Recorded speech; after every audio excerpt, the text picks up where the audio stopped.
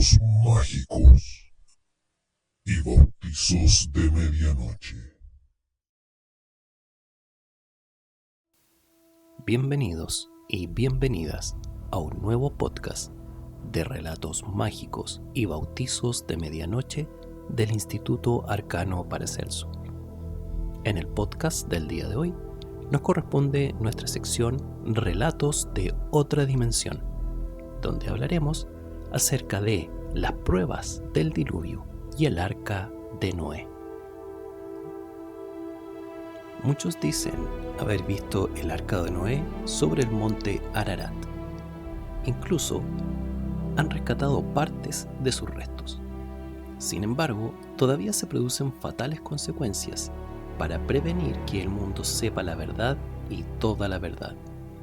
Parece como si la antigua leyenda armenia de que Dios perseguiría a quienes escalasen la montaña tenga ciertos visos de realidad. La versión sumeria del diluvio está demasiado mutilada por el transcurso del tiempo para encontrar en ella datos sobre la nave en que se salvaron los supervivientes. Otros relatos se refieren a pequeñas embarcaciones típicas de las zonas en que se desarrolla la historia y que en muchos casos todavía usan los pescadores de la región. Según el comentarista babilonio, se trataba de una nave gigantesca, lo que se compagina mejor con la capacidad necesaria para embarcar a una o varias parejas de todos los animales conocidos.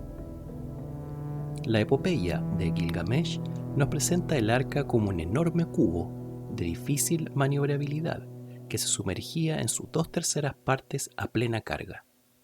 Tenía 120 codos de lado, lo que vendría a ser unos 50 metros si se utiliza el codo común y unos 69 metros si tomamos el codo real, lo que nos daría una superficie máxima de 4.225 metros cuadrados y de 2.500 mínima. El autor no nos resuelve la cuestión al especificarnos que tenía un IQ de área.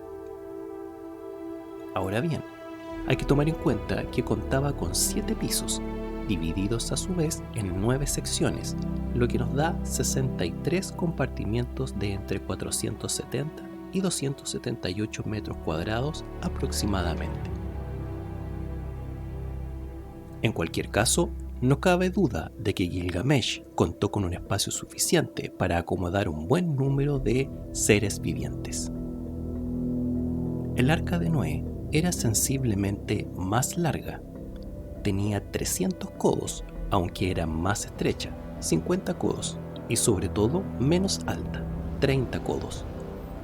Teniendo en cuenta que tenía pisos, ello nos da una superficie total de entre 18.810 y 25.830 metros cuadrados, según tomemos el codo común o el real. Se nos indica que también estaba dividida en estancias separadas, aunque su número se deja a la libre determinación de su constructor. En suma, se trata de una embarcación más manejable que la anterior, aunque más pequeña, y en la que difícilmente se podrían meter hasta 7 parejas de cada especie de animales puros, aun cuando tampoco quede muy claro lo que se entiende por pureza dentro del reino animal. Comparativamente, podríamos decir que equivaldría a un moderno paquebote transatlántico con un registro de unas 15.000 toneladas y de unos 150 metros de eslora por 20 de manga. Por último, tenemos la versión de Veroso, que en esto como en otras cosas se muestra claramente contemporizador entre ambos relatos. No llega a darnos medidas precisas, pero sí aporta un dato clarificador. Era 2,5 veces más larga que ancha. Según la Biblia, Noé permaneció en el arca por periodo de 375 días. La pregunta que inmediatamente nos aflora a los labios es si habría ser humano capaz de soportar un viaje en esas condiciones. La respuesta no es fácil. Aparentemente, solo había una ventana, para cuya construcción se dan medidas muy precisas, pero que difícilmente sería ventilación suficiente para un recinto de tales proporciones, con lo que probablemente el mayor problema que debió afrontar sería la pestilencia, y evitar un enviciamiento irreversible del aire. Por la comida no habría que preocuparse. Los animales proporcionarían leche y otros productos lácteos, al tiempo que sus crías constituirían carne suficiente, incluso en demasía. El otro problema debía ser el almacenamiento de pienso para el ganado y el resto de los animales, que indudablemente debía ocupar un espacio considerable. Agua habría en abundancia, filtrándose por las grietas o simplemente recogiéndola de la lluvia. El excremento animal serviría de combustible con que calentarse si a pesar de la atmósfera indudablemente cargada hubiera hecho falta. En suma, parece que con la ayuda divina no cabe poner excesivos reparos a la verosimilitud del relato. Téngase en cuenta que la capacidad del arca equivalía a más de 500.000 de vagones de carga, muchos más que los empleados por el mayor circo del mundo para sus desplazamientos, contando con que en este viajan cientos de personas cargadas de bártulos, junto con toda la impedimenta propia de su trabajo. Es decir, que comparativamente no parece imposible, aunque sí ciertamente incómodo. Ya se ha dicho que parece difícil meter 7 pares de animales puros y uno de los impuros en ese espacio. Difícil, pero no imposible. Por una parte, el texto del Génesis nos dice que Noé hubiera de lanzarse a un safari para recoger a tanta bestia desperdigada. Por el contrario, solo expone que vinieron por parejas y que los haría entrar en el arca. Una interpretación al pie de la letra induce a pensar que los animales se presentaron de buen grado e instintivamente, se supone que con cierta ayuda divina, y que formaron cola a la puerta de la nave, como si de simples turistas se tratara, esperando que la tripulación les acomodara sus respectivos aposentos. Por otra parte, y echando mano de la semántica, no iban todos los animales que pueblan la tierra. La significación de la palabra que se emplea vasar, entre comillas, se refiere a animales que tienen sangre, es decir, que entraron en el arca los pájaros, mamíferos y reptiles, quedando fuera peces, insectos e invertebrados. No dice tampoco el Génesis lo que significa la pureza en tanto que referida a los animales, pero rebuscando en el contexto bíblico, se supone que eran aquellos aptos para ser sacrificados o servir de alimentación, cuyas características eran ser rumiantes, tener la pezuña partida y no comer carne.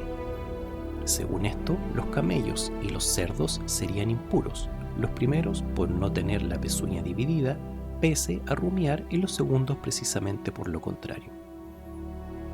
Por supuesto que no vamos a hacer juicio en este podcast, quienes nos atrevamos a dar cifras concretas sobre el número de animales embarcados en el arca. El científico Arthur Jones, del Bonneville College de Birmingham, Gran Bretaña, dice que como mucho había unos 2.400, lo que parece poco en principio, pero hay que reconocer que tras este cálculo existe toda una vida de estudio dedicada precisamente a este tema. Y de la nave en sí, ¿qué decir? Según varias instituciones navales y oceanográficas, la proporción de 6:1 entre su longitud y anchura es perfecta para las condiciones requeridas. Proporciona una excelente estabilidad, haciendo que flote en las peores condiciones imaginables y evita las vueltas y tumbos que daría si, como lo dice Gilgamesh, tuviera forma de cubo regular.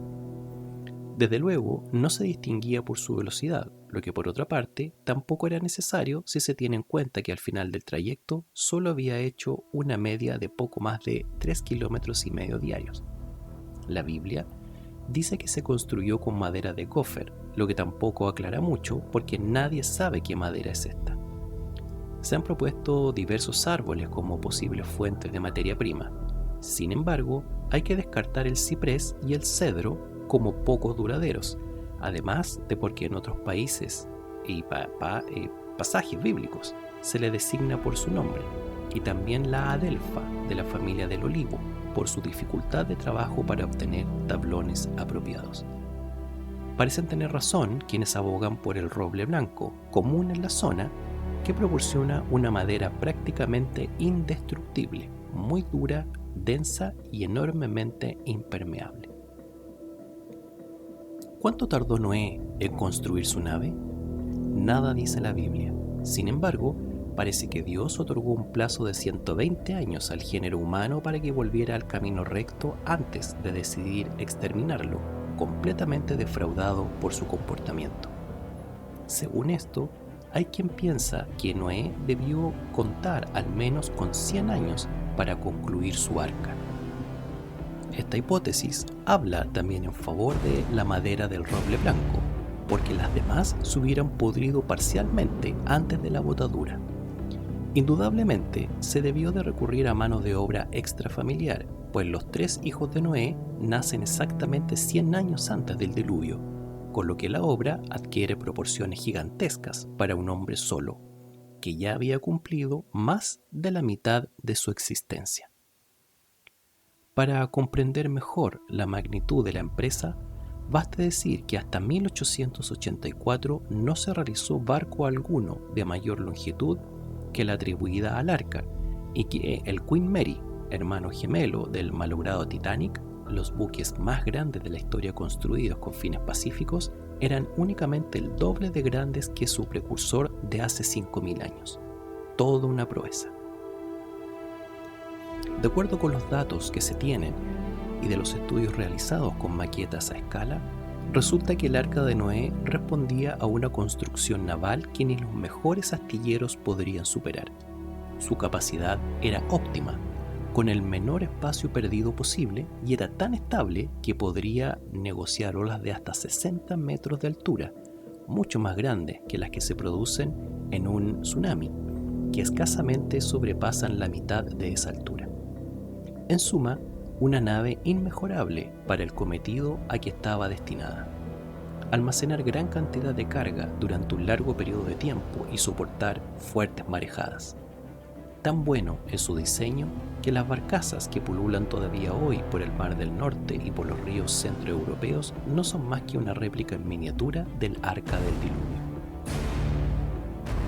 Pero, ¿dónde se posó el arca?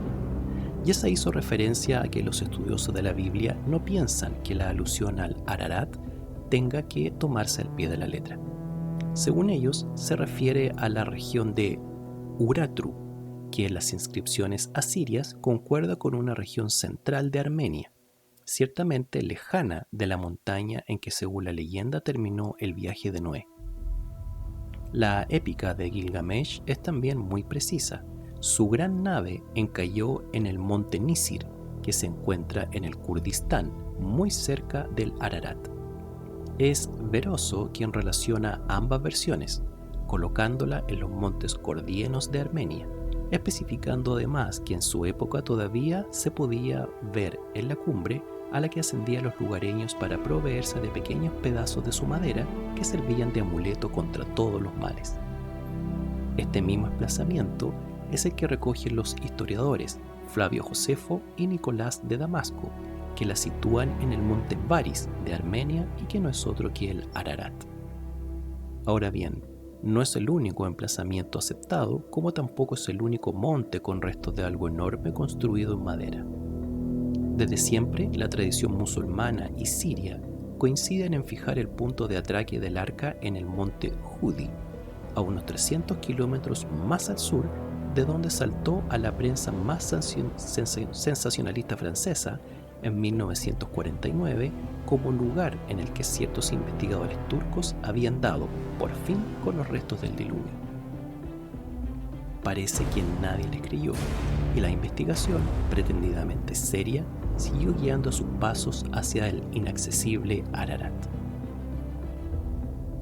El Ararat forma parte de una agrupación montañosa situada en el Kurdistán, formando el límite entre la frontera turco-rusa. Tiene una altura de 5.095 metros sobre el nivel del mar y sus condiciones la hacen casi inaccesible. Al ser la única cumbre nevada de toda la zona, el vapor de agua se condensa a su alrededor, formando nubes que impiden ver su cima y que suelen desencadenar tremendas tormentas eléctricas, además de fuertes lluvias y nevadas. Su formación es volcánica, por lo que abundan las rocas y guijarros sueltos que se desprenden con facilidad provocando aludes de nieve y piedras, a veces por el simple sonido de la voz humana. Carece por completo de vegetación a partir de una cierta altura y de árboles en toda su extensión. La escalada se dificulta aún más por las numerosas serpientes venenosas que pululan por sus laderas y por montones de hendiduras de más de 30 metros de profundidad, perfectamente disimuladas y en las que más de uno ha dejado sus huesos. Bastaría esto para hacer de la montaña un reducto impenetrable. Pero además, los habitantes de las aldeas cercanas siempre han creído que se trataba de un reducto sagrado e inviolable por voluntad divina, queriendo preservar su preciado tesoro para que la rapiña humana no terminara con él. El Ararat ha recibido un rosario de nombres, la mayoría muy poco agradables. Los kurdos la llaman montaña triste o del mal, los turcos monte del dolor y los armenios madre del mundo. En relación con el pasaje bíblico, cabe recordar el nombre que recibe en persa, Kok Inu, que significa montaña de Noé. Desde siempre los pobladores de las cercanías han creído a pie juntillas que la verdadera arca se encuentra cerca de la cima y por eso dieron a sus pueblos nombres relacionados con el tema. Todavía existen las aldeas de Apopatrerión, que quiere decir lugar de asentamiento, Temanín, lugar de los 8, o Ta-Baris, que se traduciría por la nave. Cuentan que un monje dispuesto a terminar con las habladurías sobre el arca decidió un buen día escalar la montaña para cerciorarse de la realidad. Su primera dificultad fue encontrar guías que la acompañaran, por lo que decidió emprender solo la marcha. Llegado a la mitad de la montaña, empezó a sentirse mal y le parecía que bajo sus pies había una plancha metálica que se deslizaba hacia abajo, haciéndole desandar lo que con tanto trabajo iba subiendo. Vencido por el cansancio, se puso a dormir y en su sueño se le apareció un ángel para disuadirle de su idea, porque era voluntad de Dios que el arca permaneciese intacta en donde se había posado. No obstante, y en recompensa a su perseverancia, se le dio un pedazo de madera de 30 centímetros de longitud, que era parte de la empleada por Noé para fabricar su nave. Este fragmento se veneró en forma de cruz como la reliquia más sagrada del monasterio de Etchimatzin, en la falda del Ararat, al que acudían todos los años un tropel de peregrinos para contemplarla hasta que desapareció por completo en el terremoto que el 2 de julio de 1840 asoló la zona, cambiando sustancialmente su morfología. Un médico alemán, nacido en Rusia y consejero de la corte del zar, el doctor J.J. Friedrich Parrot, nos ha legado el relato de la primera escalada oficial al Ararat, realizada en 1829. Había ido allí a contemplar las reliquias de Noé y pudo verlas en el monasterio de Etchimidzin y en el de San Jacobo de Ahora, otra de las poblaciones perdidas en el terremoto de 1840. No encontró el arca, pero pudo ver una planicie entre dos cimas en las que hubiera sido posible que encallara sin causar destrozos. Otras expediciones siguieron a esta. En 1835, Carl Behrens atestiguó haber visto la cruz que Parrot plantara en la cima, pero tampoco divisó el arca. El geólogo ruso Hermann von Abrich conquistó la cima oriental en 1845, tras superar enormes dificultades que no se vieron recompensadas con el deseado avistamiento. En 1950 fue la brigada topográfica del coronel Koelsko del ejército ruso, perfectamente pertrechada, que tampoco tuvo resultados positivos. 6 años más tarde, coronó la cima el mayor inglés Robert Stewart, que tampoco encontró el resto de la nave, aunque quedó convencido de su existencia al escuchar las leyendas que le contaron los pobladores de la región. Habría que esperar hasta 1876 para que un polifacético inglés, Sir James Bryce, aportara la primera prueba de que en el monte Ararat había algo más que piedras. Por encima de los 3.900 metros de altura, encontró un leño de unos 120 centímetros de largo por 12 de ancho. Se trataba de un pedazo de madera parcialmente petrificado y que mostraba claras huellas de haber sido trabajado a mano, lo que descartaba que fuera un pedazo salido de un árbol, que por otra parte no hubiera podido crecer en tan precarias condiciones. Tanto este descubrimiento como la noticia que se lanzara a bombo y platillo en el gobierno turco en 1883, diciendo haber encontrado el arca, fueron recogidos por la prensa internacional con bastante escepticismo, cuando no con abiertas muestras de hilaridad, lo que desalentó sensiblemente a posibles futuros expedicionarios. Hubo de surgir un personaje de leyenda, hasta el punto de que muchos han llegado a dudar de su existencia para renovar el interés sobre el tema. Se trataba del príncipe John Joseph Nouri, archidiácono de la iglesia nestoriana de Babilonia, que en 1887 dijo haber visto el arca y buscó desesperadamente financiamiento para rescatar sus restos y mostrarlos en la Feria Mundial que se celebraría en Chicago en 1893. No parece que tuviera mucho éxito ni que su empresa despertara grandes pasiones entre los banqueros de su tiempo. De cualquier forma, todo parecía posible para este aventurero cuya azarosa vida se vio cortada por una neumonía que le llevó repentinamente y en plena juventud a la tumba. Los armenios son un pueblo que viven de prestado en su propia tierra, dividida entre varios estados. Su inseguridad de política les ha abierto muchas veces el camino del destierro, buscando nuevos lugares de donde sentirse más libres aunque menos apegados. Por eso, no es difícil encontrar alguna de sus comunidades en cualquier rincón del mundo. Esto le ocurrió a George Hacopian, que emigró de niño rumbo a América junto con los suyos. Pero antes de partir, su abuelo quiso que compartiera una tradición familiar. Aprovechando un verano particularmente cálido, de los que solo se dan una vez cada 20 años, su tío le llevó a la cima del Ararat.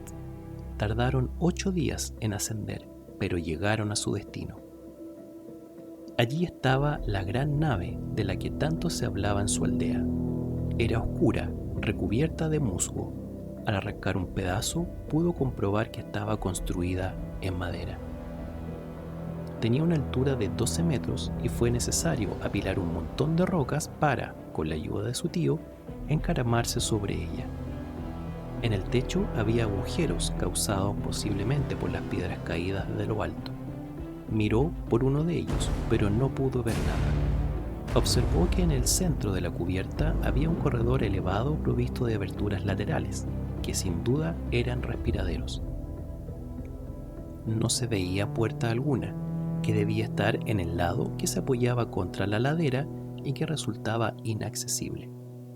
60 años después, el armenio recordaba que su tío había disparado un tiro de pistola y que la bala había rebotado a causa de la petrificación de la madera.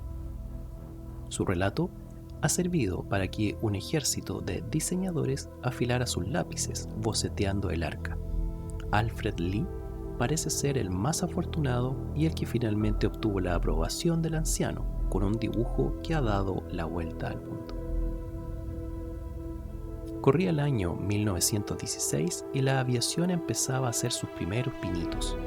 A pocos kilómetros al noreste del Ararat se poblaban los nuevos compresores para alimentación suplementaria que permitirían ganar mayor altura. El piloto ruso Vladimir Toskovitsky no perdió el tiempo para subirse a su aeroplano e intentar un nuevo récord. Se hallaba a 4.200 metros y empezó a dar vueltas para habituarse a los efectos de la altitud. De pronto, su copiloto divisó algo sobre la montaña, que en principio les pareció un submarino. Se acercaron todo lo que les pareció posible, y además que los márgenes de seguridad les permitían.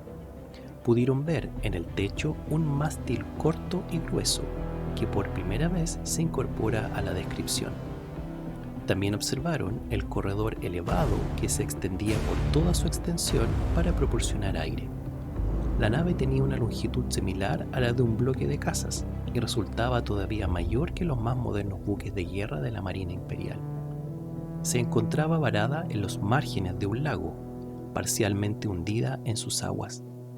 A un lado habían grandes aberturas a modo de puertas que medían más de 2 metros. Se conservaba en perfecto estado, salvo un desmantelamiento lateral cerca del frente. Aterrizaron alborozados y presentaron un informe a la superioridad, que inmediatamente se dio cuenta de la importancia del hallazgo. Aquello no podía ser otra cosa más que el Arca de Noé. Se enviaron correos al zar de todas las repúblicas soviéticas de ese tiempo. El verano siguiente llegaron 2 compañías del ejército con más de 100 hombres para investigar el asunto. Tardaron más de un año en los preparativos y más de un mes en alcanzar la cima. Allí estaba el arca. La midieron, sacaron fotografías, dibujaron planos y entraron por primera vez en su interior. Estaba dividida en compartimientos, algunos de ellos con el techo muy alto, tanto que podían albergar con holgura animales varias veces más grandes que los elefantes.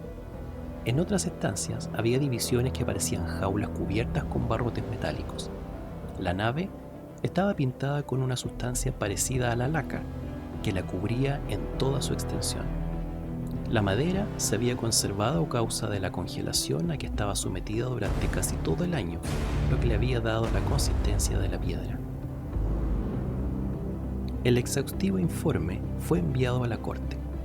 A los 2 días escasos de su llegada estalló la revolución. Las masas se hicieron con el poder y con el consiguiente mare magnum se perdieron las pruebas de tan valiosa información. En esta misteriosa desaparición no falta quien han visto la mano de algún ateo que no quería ver comprometido su escepticismo bíblico ante tan elocuente descubrimiento. El caso es que del referido informe nunca más se supo. Pero otros aviadores rusos corroboraron el descubrimiento, incluso después de la revolución. Su testimonio aporta un nuevo dato. Desde el aire podía distinguirse fácilmente el vano de la entrada. La puerta estaba destrozada en el suelo, a pocos metros de la embarcación, y parecía haber sido alcanzada por un rayo, porque se notaba que buena parte de ella estaba calcinada. Los años 30 llevan una inusitada afluencia de periodistas sajones a las estribaciones del Ararat. En 1932, la emisora de radio KFI de Los Ángeles patrocina la expedición de su reportero Carvet Wells en busca de las reliquias del arca que habían descubierto hace más de 100 años los rusos con Parrot a la cabeza. En varios monasterios encontró cruces preciosamente adornadas que se le aseguraban estaban hechas con madera extraída del armazón de la nave. Otros periodistas que subieron a la cima en busca de las ruinas perdidas. Algunos regresaron con maderos encontrados entre la nieve. Quizás el más famoso fuera Robert Ripley, conocidísima estrella del periodismo americano, dedicado a resolver problemas más o menos oscuros e intrincados que trataba de aclarar en su columna Créase o no, con lectores en más de 30 países y que tenía fama de dar un tratamiento particularmente acertado a todo lo insólito. No encontró restos del arca ni, lógicamente, llegó a verla, pero cerca de Damasco, en las montañas de Tierra Santa del Líbano, localizó la auténtica tumba de Noé, que sigue siendo venerada como lo prueban los innumerables presentes que los miles de peregrinos depositan a sus pies.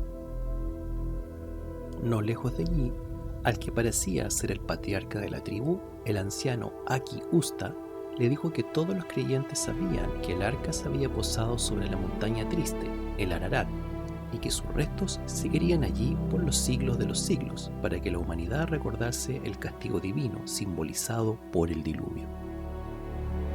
Durante la Segunda Guerra Mundial, los norteamericanos volaban desde Túnez a Rusia, pasando sobre Armenia para, créase o no, digamos parodiando a Ripley, mantener al ejército de ese tiempo soviético abastecido. Muchos de los que realizaron este vuelo contaron a su vuelta que habían visto el arca parcialmente sumergida en el hielo del glaciar, que en invierno se forma en la cumbre del Ararat. Tan conocido era el hecho que incluso mereció un comentario de la revista Star and Stripe, órgano oficial de prensa del ejército de los Estados Unidos, que verificaba el hallazgo en su edición veraniega de 1943. Incluso parece que se hizo alguna película aérea que lamentablemente debe estar enterrada bajo el polvo de algún archivo de los noticieros cinematográficos de la época. También aviones rusos sobrevolaron la zona antes y después de la Segunda Guerra, y lógicamente no pudieron sustraerse a la afición cada vez mayor por la fotografía.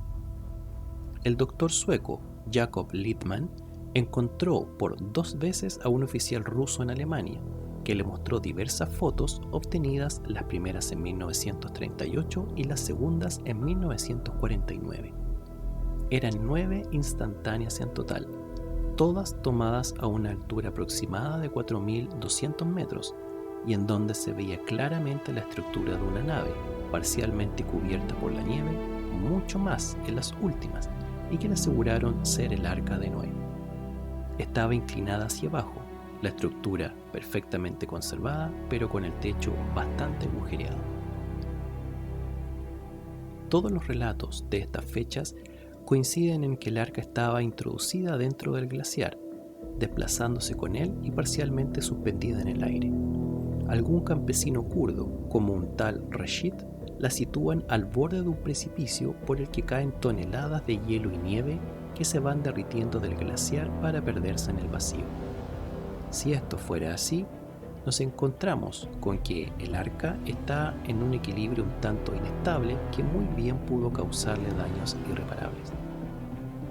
Hasta ese momento, todos los supuestos testigos han hablado de daños más o menos considerables en la estructura y techo de la nave, pero nadie dice que estuviese partida por la mitad, teoría que posteriormente va a esgrimir quienes encuentran restos de madera por debajo de la cota de 4.200 metros.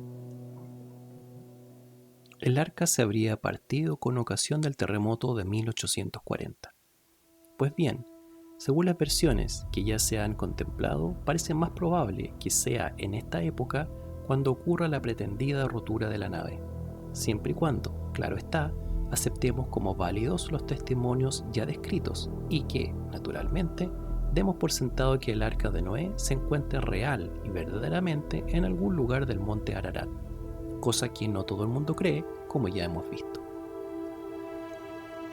Porque la leyenda de la maldición que pesa sobre quien ascienda a la montaña, y habría que añadir a la misma a quienes contemplan los restos del naufragio, ha seguido causando estragos entre los testigos presenciales.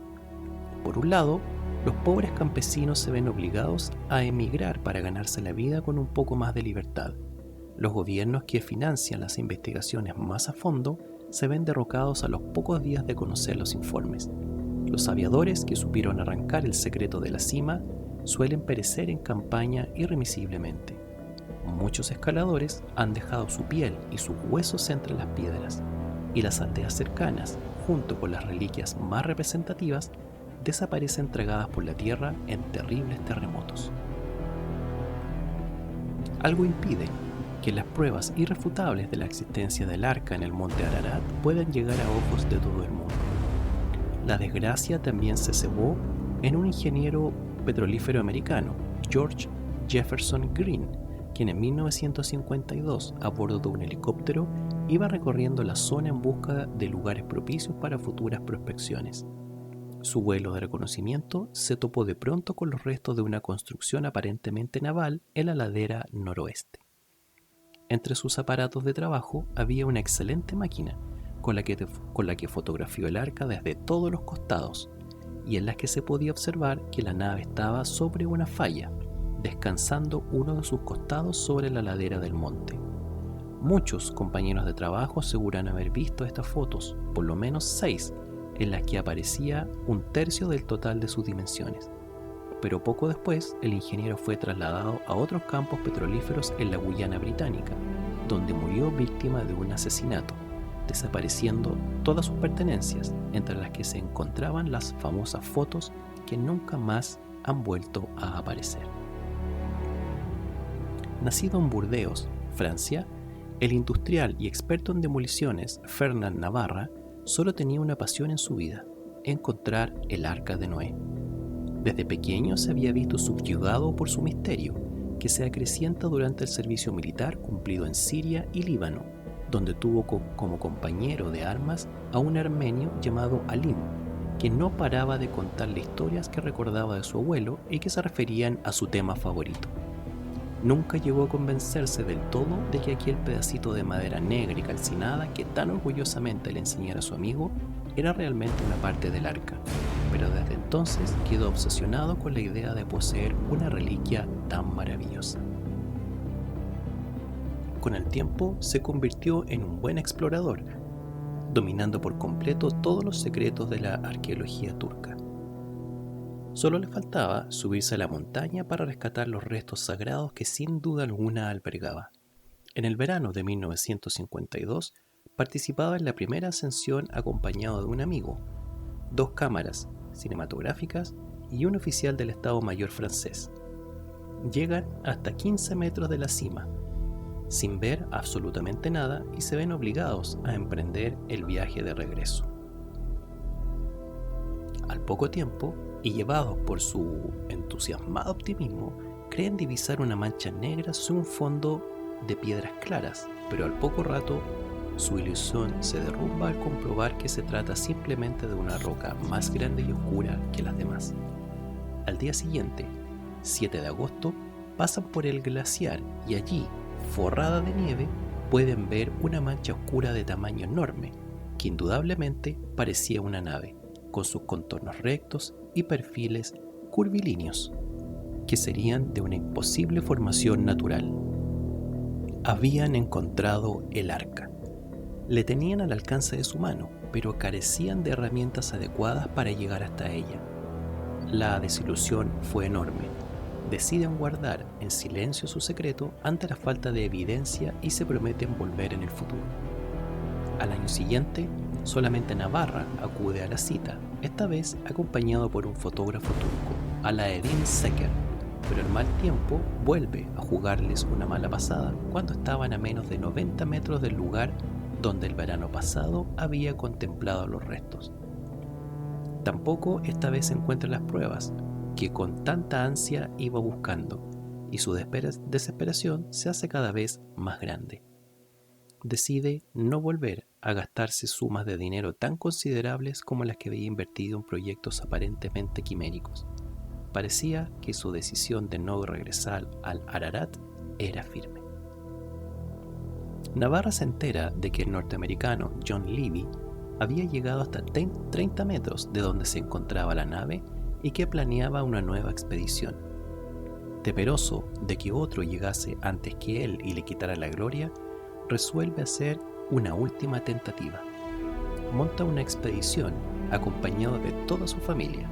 Su hijo Rafael, de tan solo 11 años de edad, le acompañará en la escalada. Fiel a sus costumbres, va provisto de una cámara de cine, dispuesto a filmar las escenas de su conquista. Llegan con bastantes dificultades hasta el lugar en que 3 años antes había visto la sombra del arca. Afortunadamente, el casquete de nieves permanentes había retrocedido, aunque no lo suficiente para que los restos quedaran al descubierto. Empezaba a pensar en un nuevo fracaso cuando su hijo le dio cuenta del hallazgo. A través de una estrecha hendidura de más de 10 metros de profundidad se llegaba a una caverna de hielo en la que podían verse algunos maderos. Tuvieron que esperar 13 horas, guarecidos de la tormenta, para llegar hasta ellos. Era un tablón muy largo y que probablemente, bajo la nieve, todavía estaba unido al armazón o parte de la estructura del arca. No pudo sacarlo entero y tuvo que cortarlo. Consiguió un trozo de alrededor de 1,5 metros. Era negro, pesaba mucho y se notaba que había sido trabajado, probablemente a mano. La congelación le había proporcionado una enorme densidad y estaba empapado de agua. salió de la cueva y cogió su cámara para filmar una escena con la que había soñado durante años. Todavía hoy puede verse en un film un tanto rancio como el pequeño Rafael iza por medio de una cuerda el pesado madero. Eran las 7 de la mañana del día 6 de julio de 1955 y por fin había conseguido su propósito, obtener una muestra de madera del arca.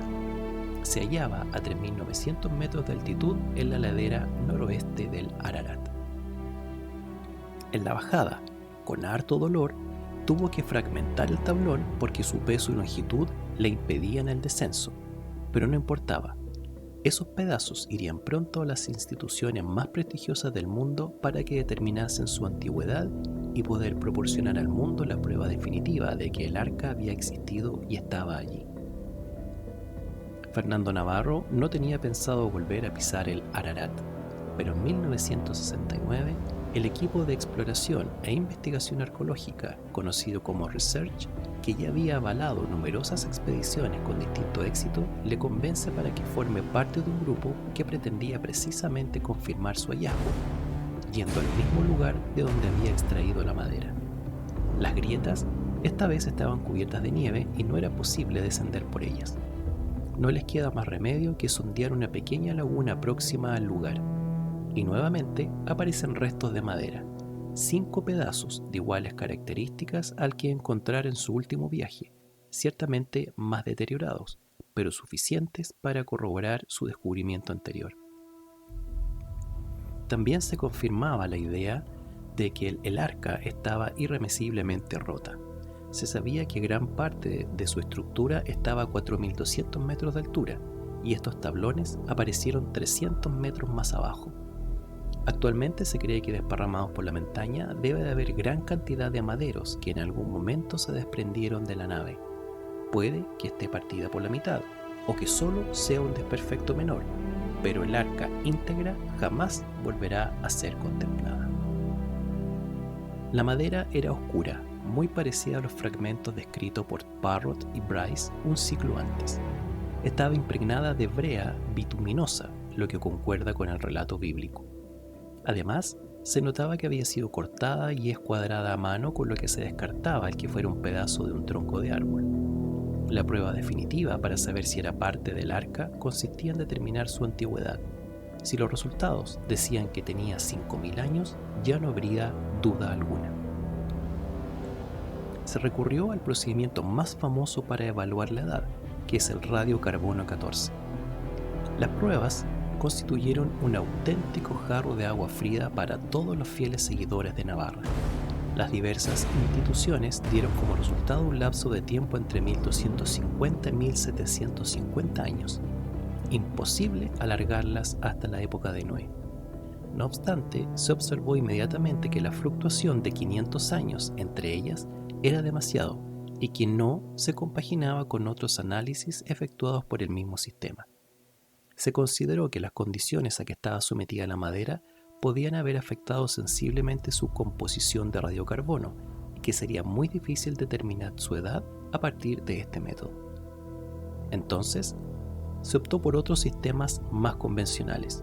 Se establecieron 4 de ellos, que eran los que con más prestigio se contaba en la época. También se eligieron entre los más fiables los centros científicos que iban a realizarlos. El Museo Nacional de Historia Natural de París determinó que la madera pertenecía al grupo del roble Quercus cerris, pero con un contenido celular más oscuro que el de la madera del roble actual. El Instituto Forestal de Investigación y Experimentación de Madrid emitió un informe del que se desprende que la madera es dura y compacta, con una densidad de 1.100, cuando lo normal que este tipo de madera va de 0.8 a 0.850, de donde se deduce que la muestra se encuentra en fase de lignitización próxima a la fosilización. El color denota también un alto porcentaje de tanino. Partiendo de ambos datos, la conclusión de los científicos era que la madera tendría unos 5.000 años. Por su parte, el Departamento de Antropología y Estudios Prehistóricos de la Universidad de Burdeos centra su informe en un alargamiento celular que forma un bloque muy lignítico. la madera ya no flota por su aumento de densidad y coincide con el Centro de Investigación y Análisis Forestal de París en darle una edad aproximada de 4.500 años, fecha que está dentro del intervalo entre 4.000 y 6.000 años que estimó un experto del Museo del Cairo. Con Navarra termina todo un capítulo de expediciones. Se le considera la persona que más pruebas ha aportado sobre la existencia del Arca y su emplazamiento en el monte Ararat. Claro que ninguna de ellas es la definitiva. Desde los años 50, la ciencia ha crecido a pasos agigantados y siempre hay quien quiere llevarse la fama de ser el primero en aclarar algún misterio. Con el Arca no podía ser menos. Desde los aviones espías U-2 norteamericanos, especialmente el famoso piloteado por Francis Gary Powers, a quien los rusos pillaron infraganti sobrevolando su territorio aéreo, hasta los satélites, siempre se han buscado fotografías de la zona esperando hallar huellas de los restos de la nave.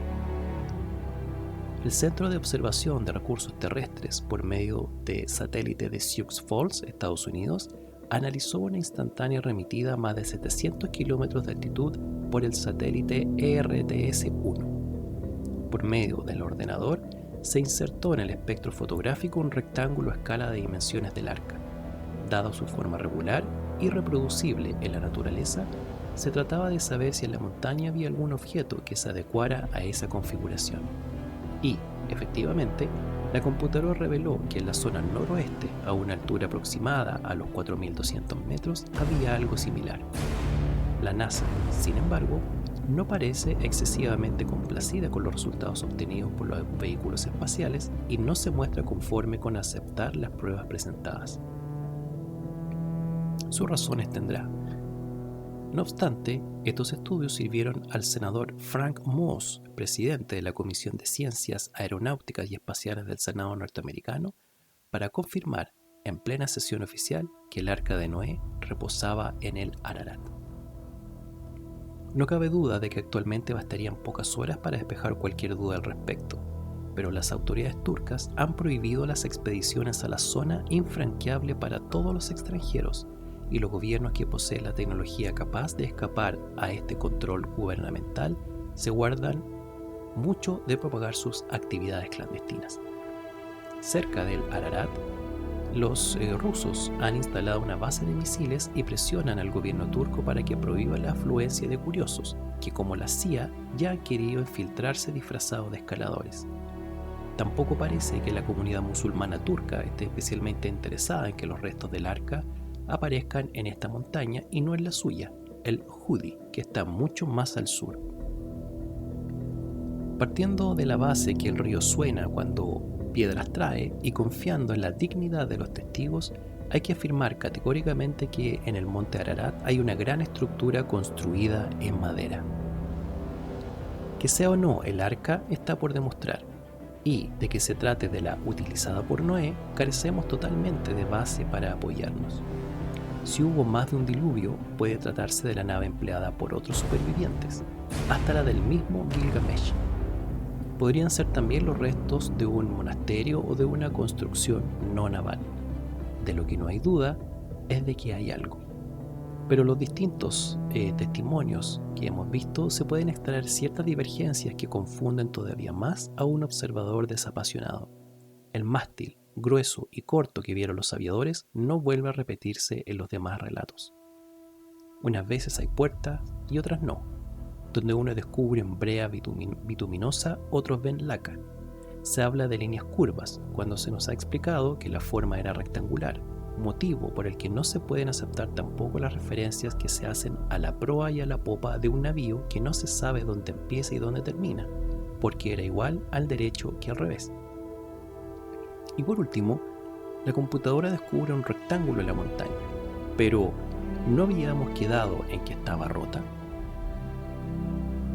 Nos hemos limitado a describir los hechos con la mayor objetividad posible. No nos atrevemos a manifestar una opinión sobre si el Arca de Noé está o no en el monte Ararat. Eso lo dejamos a la libre elección de quien esté escuchando este podcast y que lo haya seguido.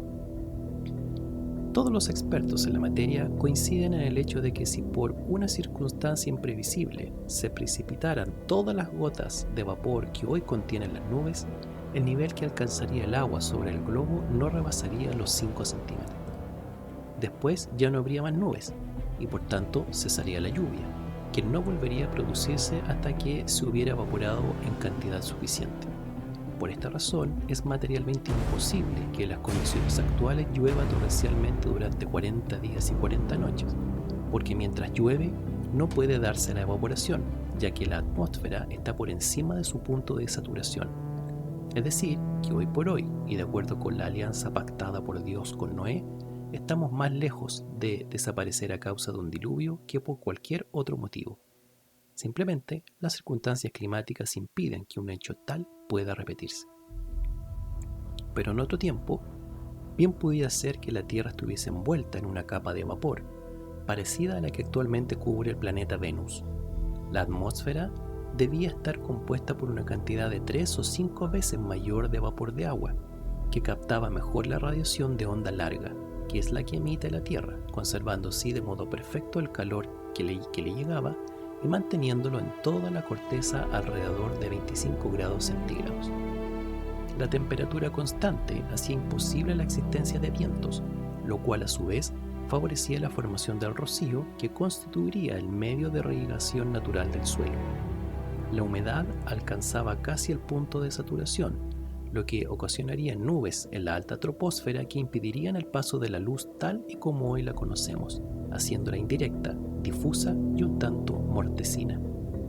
En estas condiciones, si se comprende que el Génesis diga que se abrieron las ventanas del cielo, la condensación de gotas de agua en la atmósfera pudo ser enorme y la precipitación durar 40 días y 40 noches, provocando una tromba de agua de proporciones incalculables.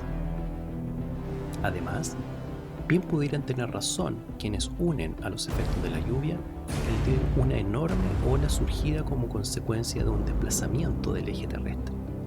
En este supuesto, se hubiera producido un movimiento unitario y en un mismo sentido de todas las aguas del planeta, contrario a la dirección del desplazamiento del eje, que sin duda hubieran barrido toda la superficie del globo.